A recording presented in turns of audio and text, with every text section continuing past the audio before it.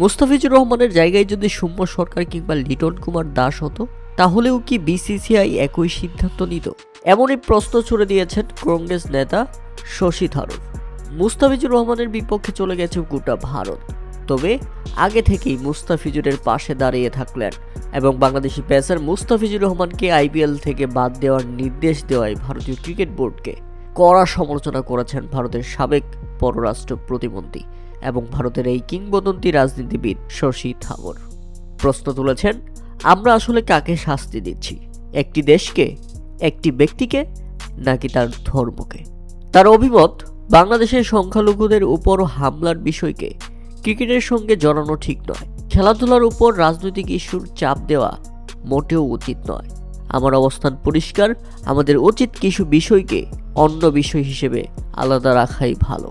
ভারত সরকার বাংলাদেশ সরকারের সঙ্গে সংখ্যালঘুদের নিরাপত্তা নিয়ে কথা বলছে, কথা হচ্ছে এবং তাদের মধ্যে এই বিষয়টি নিয়ে আলোচনা চলমান।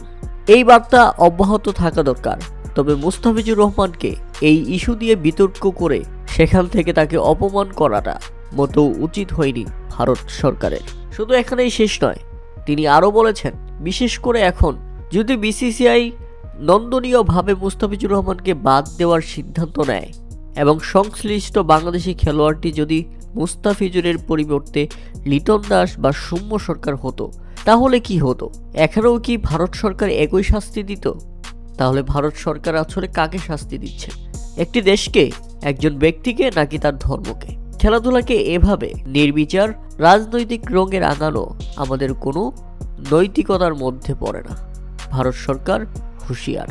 প্রিয় দর্শক, যেখানে একজন ভারতীয় নেতাই প্রতিবাদ করেছে, মুস্তাফিজুর রহমানের পাশে দাঁড়িয়েছে, সেখানে আমরা কেন এখনো প্রতিবাদ না করে চুপ করে আছি?